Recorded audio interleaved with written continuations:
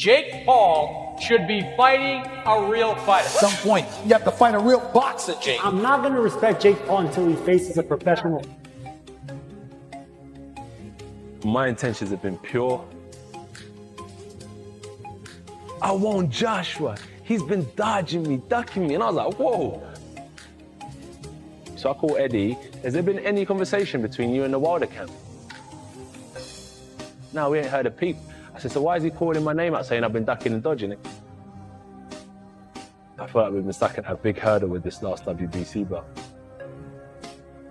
I've shown my card. I've laid them all out on the table. You've got a chance to beat me and have the keys to the city. You have a chance to earn your biggest prize money. You've got a chance to fight in front of the best and the biggest crowd that boxing has to offer at Wembley Stadium. That being said, I don't know how many more cards I have to lay on your table to entice you. I'm ready to give it all. Who? Anyone, anytime, any place. When? Anyone, anytime, any place. Where? Anyone, anytime, any place. No matter where the we at in the world, we gonna push this motherfucker and we gonna get it done. Let's go. We are the best team in the world. Right. You understand? We all come from different places, but we stick together, we a brotherhood, and we gonna make sure this motherfucker is victorious. Let's get it. You know what we gonna do. Anyone, anytime, any place. Who? Anyone, anytime, any place. When? Anyone, anytime, any place. Where? Anyone, anytime, any place. 1, 2, 3. When?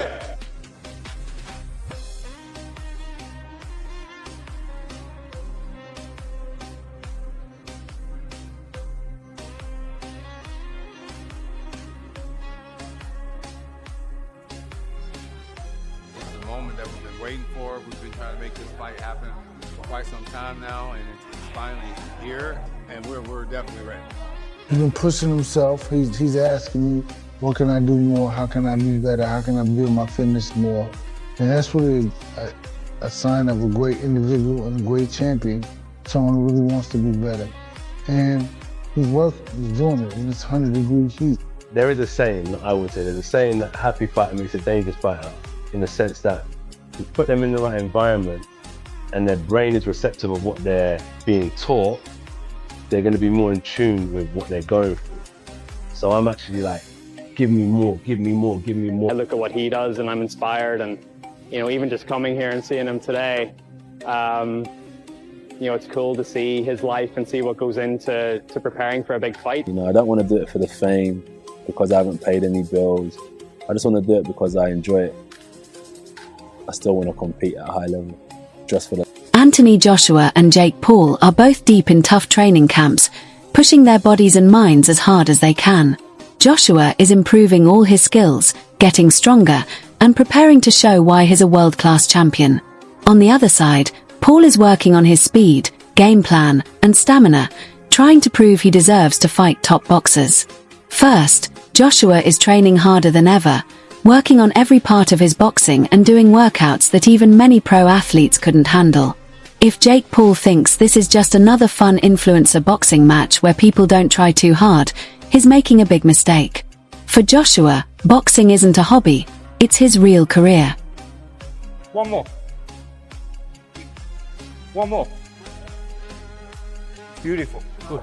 That's what we've got to bring him on to. Nobody can take them. Who can take them? Nobody. Yeah. That's it. Beautiful. For Jake Paul, boxing started as something to do when he got tired of YouTube drama. But now he's in a fight that could either prove everything he says about himself or show that his critics were right. When his fight with Gervonta Davis fell apart, Paul didn't step back, he quickly called out Anthony Joshua instead. In the sports world, that move can be seen as either very brave or very risky. Challenge. People, that's the criticism. Fight someone in their prime who's a beast. I think people just want to see me lose. That's really what the message is behind it all. And Anthony Joshua is an insane fight, but I want that challenge. We've been DMing back and forth. He wants to make it happen. He called me up, and it's looking very likely for next year. Jake Paul has 12 wins and 1 loss, with 7 knockouts. But many people point out that most of those wins were against influencers, retired athletes, or fighters who are no longer in their prime. Critics say he chooses easy opponents and avoids anyone who could really test him. They also claim he only fights smaller fighters or that he's afraid of real boxers. But that story is about to change. Anthony Joshua is a true top-level boxer, and Paul is moving up several weight classes just to fight him. This is not an easy matchup. It could either damage his career or prove everything he has been saying about himself. Paul wants respect, and is willing to risk everything to try to earn it. Good Lord. I mean, that's a big if. Right? I mean, Anthony Joshua, Olympic gold medalist, former heavyweight champion of the world. What he did to Francis Ngannou, like, good Lord. Yes. Do you want that smoke? Yeah, I just think it's all about the promotion or whatever. That fight's not competitive. Even Joe Rogan shared his thoughts, and he didn't hold back. He said the fight could make a lot of money, but he also warned that Jake Paul is taking a huge risk with his career. Anthony Joshua is a world champion, very well known, and hits extremely hard enough to end a fight fast. Rogan even joked that Joshua might take 99% of the money from the event, and it wouldn't be surprising. This fight is both a big business move and a real test in the ring. And even though the odds are against Paul, he's still choosing to move forward with it. It's a dangerous fight. Yeah. Because Joshua's going to try to make an example out of him, for sure. And will. I mean, Anthony Joshua's one of the biggest one-punch KO artists ever. Yes. Anthony Joshua is in what his team says is the hardest training camp of his entire career. That means a lot, considering he has already fought champions like Vladimir Klitschko and Alexander Usyk. This camp isn't just about getting his body ready. It's also meant to make Jake Paul feel pressure even before fight night. Joshua's routine is extremely intense. He's doing heavy strength workouts that most people couldn't handle, constant sparring with top heavyweight fighters who really push him, long training sessions focused on defense and counterpunching, and a strict diet with zero room for mistakes. That's the difference. Good. One more. Let's take our time. Let's just set it up even calmer. As he comes. There you go. Good. Beautiful. One more. There you go. Beautiful. Beautiful. That's beautiful boxing. Good. That's lovely, Josh. And again, pop that long jab. There you go. And again. There you go. Good. Beautiful. Pop that long one too. Up on your throat. Joshua has been this focused before, especially when he prepared for his fights with Usyk. He knows he needs that same level of determination again. Even with all the criticism, Jake Paul is not a regular opponent. Because of all the attention and Paul's confidence, Joshua knows he can't afford to let his guard down, not even for a moment. If you look for power, you waste energy, then that power evaporates. When they're tired, you ain't got the power to take them out. So you've got to open up in the gap for no reason. So just relax, flow. Just pop off Good that feet, region. you were saying. Just pop off that region. Anytime you move, that should be that. That should be that. Yeah. And then the controls down the middle. All right. Yeah. That's control, smooth, relax. Last minute, mate. That'll do you then. Uppercut. Good. Right hand. Good. Left hook high. Good. Uppercut high. And again. How far are you willing to go to make sure that the fight with Deontay Wilder does happen? As far as I have been. My intentions have been pure. I want Joshua. He's been dodging me, ducking me, and I was like, whoa. So I called Eddie. Has there been any conversation? Joshua is practicing every punch combination carefully, making sure each one is powerful and accurate. He's also building up his stamina so he can stay strong in the later rounds while Paul begins to slow down. His plan is to control the fight, outthink Paul, and use his strength to dominate for as long as the match lasts. Mentally, Joshua is rock solid. Trash talk, surprises, or distractions don't bother him at all. He is completely locked in. He wants to show the clear difference between a world-class heavyweight champion and an internet star who decided to try boxing. I've shown my cards, so I've laid them all out on the table. So you've got a chance to beat me and have the key to the city. You have a chance to earn your biggest prize money.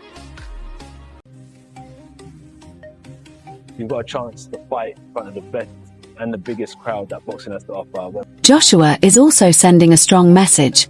Jake Paul isn't just facing any boxer.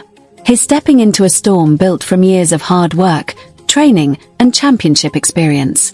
When the fight begins, Joshua plans to make it clear who is in control. For a former champion like him, it's not just about winning on points, it's about dominating every moment from the first bell to the last. That being said, I don't know how many more cards I have to lay on your table to entice you.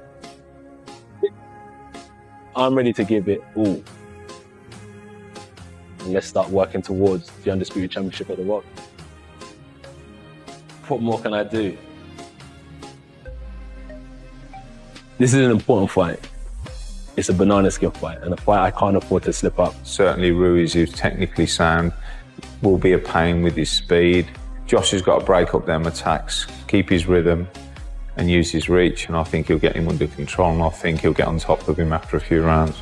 I need to kind of stay focused, stick to a game plan, don't get caught up in the new territory and trying to please everyone, because at the end of the day, when the cherry's placed on the top of the cake, everyone's happy, and that's the knockout in boxing, and that's what I'm going to deliver. The huge jump in competition surprised boxing expert Mike Koa when the Jake Paul vs Anthony Joshua fight was announced. He didn't hold back, calling the matchup extremely risky. At first, Paul was getting ready to fight Gervonta Davis, a dangerous fighter but in a much lighter weight class. Just days later, he had to face Joshua, a huge, proven heavyweight with the power to destroy opponents. Looking at their skills, the difference is obvious. Joshua has everything a top heavyweight needs: strong punches with both hands, excellent technique, a sharp jab to set up bigger hits, and experience fighting the best boxers in the world. A fake fight, basically. I don't want to say fake fight, but an exhibition against 135 pounds. And now he's going to fight a heavyweight in a real fight. And it's a bout that was in talks earlier this year. And look, I know that it's a major business, but still got to give Jake Paul major props, right? He's fighting Anthony Joshua. We saw what Joshua did to the last non-world-class boxer he faced, which was Francis Ngannou, and flattened him in 2 rounds last year. So I think it's fascinating. These points came up during Joe Rogan's talk with Wade Plemons from the Wade Concept. Plemons explained that people watch heavyweight boxing because it's truly dangerous. When strong fighters throw their hardest punches, anything can happen, which makes the fights exciting. He said Joshua must take this fight very seriously. That risk is what draws the audience. For Joshua, this fight is more than just publicity. It's a chance to show the clear difference between a real champion and a celebrity trying boxing. Plemons also noted that heavyweight boxing is unique because even one punch can change the entire fight, no matter how well a fighter did in earlier rounds. If that makes any sense, but it sounds fucking demented, terrifying, and just in the same tone I would want AJ to take this fight. Being there, playing no games, wanting to knock Jake Spark out El Sparko cold, because that is what makes Jake Paul or any other fights interesting. A level of danger that we believe, a level of competition that we want to see. And the details, like I said, fire me up. It's a professional bout. This is going on people's records. AJ got to take him serious, because this isn't some exhibition. We're running out some judges to act like there's a decision and someone won. No, someone's going to win, someone's going to lose here. It's 8 rounds, 3-minute rounds. Jake Paul, on the other hand, has very fast hands, can be unpredictable, and is great at promoting fights. Even though he's only been a professional boxer for 5 years, he has learned solid techniques, improved his timing, gotten better at defense, and can throw combinations that catch people off guard. Boxing expert Tony Jeff, like promoter Frank Warren, doesn't see Paul winning. He says Joshua is clearly the favorite. Jeff does agree that Paul has real punching power and can end a fight with one punch, but that alone isn't enough against a fighter like Joshua. The bout will take place at a heavyweight, obviously. It's going to be 8 3-minute rounds. You might think, well, that's better for Jake Paul, and I'm thinking, not really. It's better for Anthony Joshua, because he's just going to go all out for them 8 3-minute rounds. And imagine that, Anthony Joshua blasting at you, 6'6", whatever he is, 250 pounds, throwing big bombs at you. Anyway, both fighters will be using 10-ounce gloves for the duration of the contest. Why have they got that? It says both fighters will be wearing 10-ounce gloves for the duration of the contest. What do you expect? Them to take them off halfway through and switch them to 12s? But I guess these days, anything happens in boxing, right? The boys will follow similar rules to Jake Paul and Mike Tyson in November, but that fight was 8 2-minute rounds and 14-ounce gloves. Not similar if it's smaller gloves. Shell Sunonen responded to fans who wanted to see Jake Paul face a really tough challenge. People were asking for someone strong, fast, and powerful enough to stop Paul and see if all the hype about him was true. Sonnen said, "You're not just looking for a fight. You want to see Jake Paul's myth broken, with no excuses and no lucky escapes." Fans weren't just hoping for a fight, they wanted a dramatic ending. Sonnen explained what many were thinking but not saying out loud. Most people didn't expect Paul to win.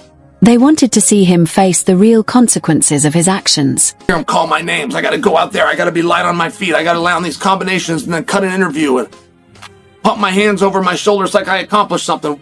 What dreams are made of. And so Joshua did for those fights. It was with Francis, and this is a completely different kind of that type of fight. But it's still that fight nonetheless.